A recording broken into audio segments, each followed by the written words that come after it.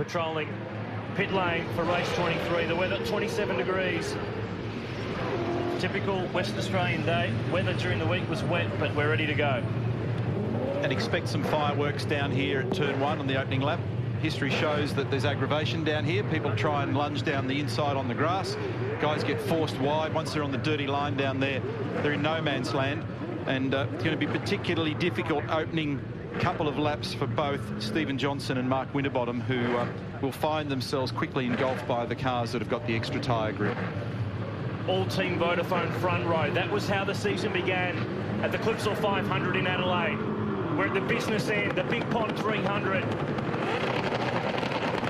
seconds. Can Lowndes play wingman for Whincup? Can Whincup jump clear? The answer will be at turn 1, and Whincup makes the absolute jump towards turn 1. And he's a comfortable leader. Davison up to third. I think that may have been...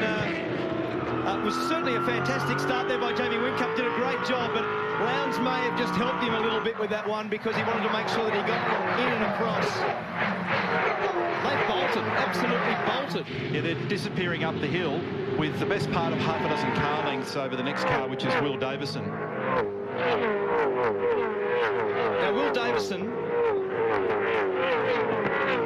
every time that they've run the soft tyre this year, he's been very good on them. So look for him in the next 3 or 4 laps to start to just gain some of that back, because that immediate speed that Triple Eight is showing is very impressive. But have a look at Will coming back at them.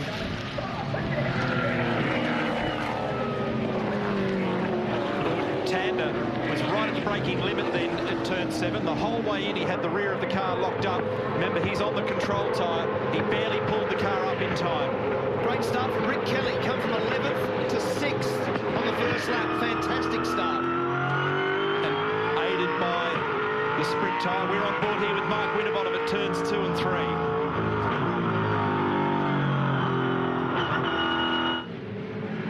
Rick Kelly now on the back of Stephen Johnson, who doesn't have the sprint tyre on. So look at Rick for a move down the inside here into turn 6.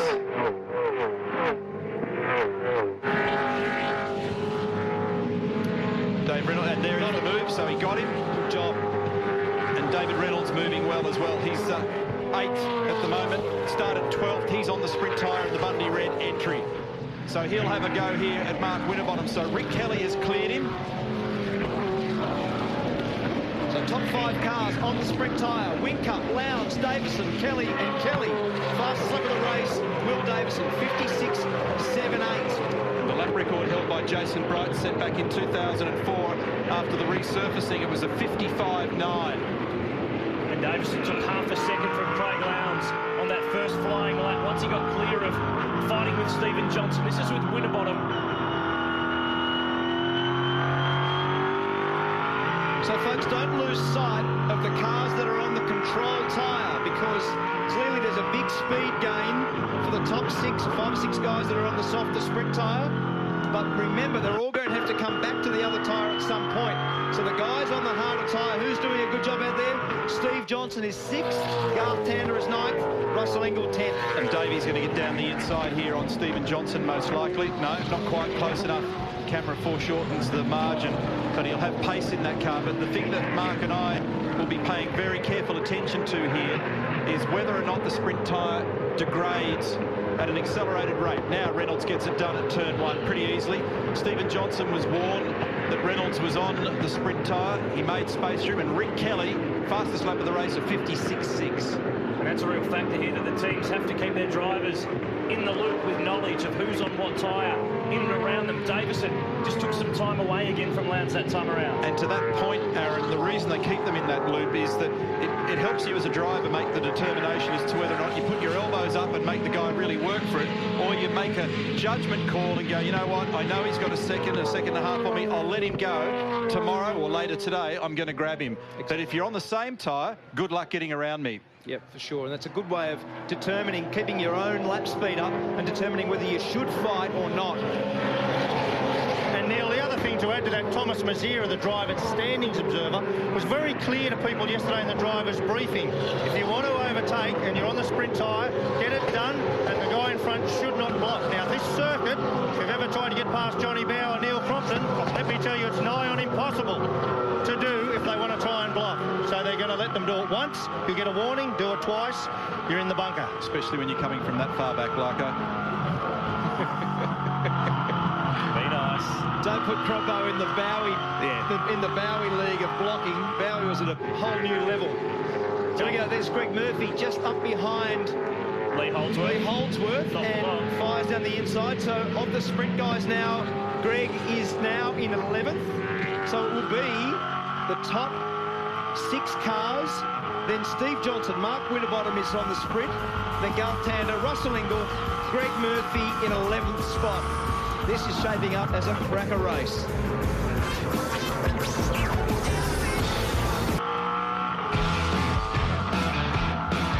Back in the West, riding with James Courtney, who sits in 13th spot in the Jim Beam Racing Falcon, chasing down Lee Holdsworth. Out in front, Whincup and Lowndes are 1 and 2. Will Davison is 3rd, and the Kelly boys, the Jack Daniels cars, Todd and Rick 4th and 5th. David Reynolds is 6th, and those sprint tyre guys have all got their way now to the front of the field.